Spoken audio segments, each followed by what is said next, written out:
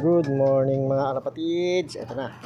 Ayan, na-prepare na tayo ngayon ng ating ihanda sa sa south. Ayan ayan ang pagkain nila. Na-prepare na natin.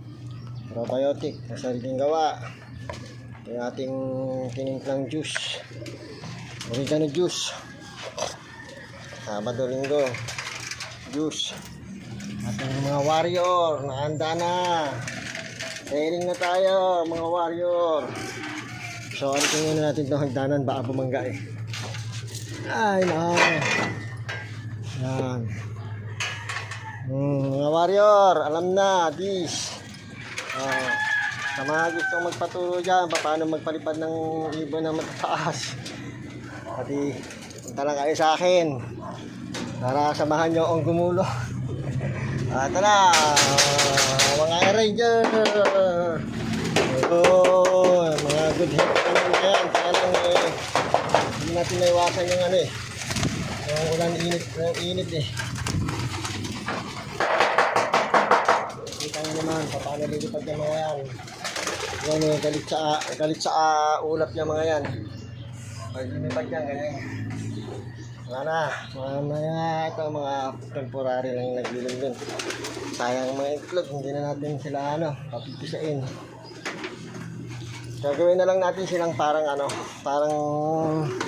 paramdaman naman nila yung pagiging ibon na may itlog, may asawa. Yan yung ating pang south. Nagsisimula na tayo.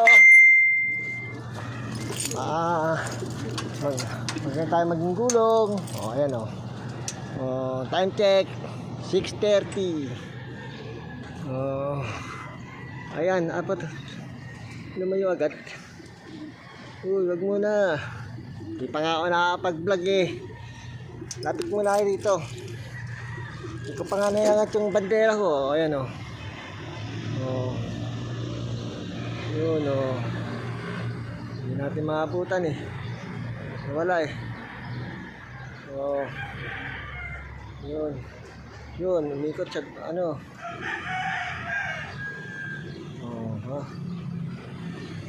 layo na naman.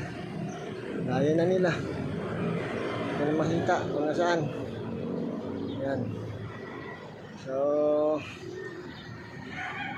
maganda ang ating kondisyon ng ibon. Ayan pakalayo, di ba? Sasamin natin, hindi kaya. Hindi na kaya. Todo na yan. Yan ang kondisyon ng ating ibon. So, sa mga gusto magpaturo paano ang ganyan kondisyon ng ibon, punta lang kayo sa akin. Tuturuan ko kayo. Kaya lang, yung gulong hindi ko kaya ituro. Natural na sa akin yun. So, tayo na natin ang ating flag pool. November 1, 2025. Sa mga namatayan at namatay, condolence. Ito ang magagawa. Sa ngayon, kwento na lang kayo. After 1 year, kwento na lang tayo. Wala na yung ibon ko. Aray ko. Asan ka na? Hindi ko na makita. Ayun. Yan. Huwag kang bumangga dyan. Tipad lang. Paikot na. Kasi babaw dadaan natin. Ayun.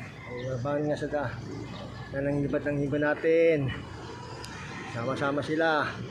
Yan ang kasabihan. Kapag kasama-sama ang ibon, maganda ang kondisyon. Mabilis silang lumipad.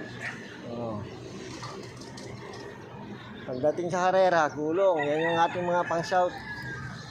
Ayan, nagre-regging na yan. Doon na pumipilan eh.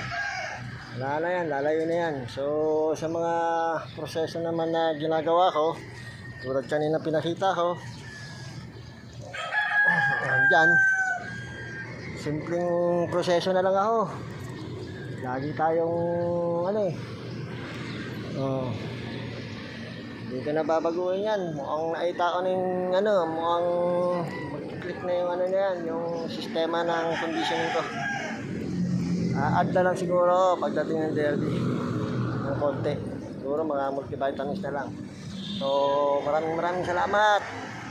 Mga High Ranger. O, ayan. O, sa pangsipat. Bago natin tatawan ng ating camera. Wala talaga. Pinahaya. Bahala na kayo tumingin kung nasaan sila. Basta nandyan lang sila. Ayun, o. Layo na. So, talagang hindi nahahayanin. So, hanggang dito na lang muna mga High Ranger. Bye!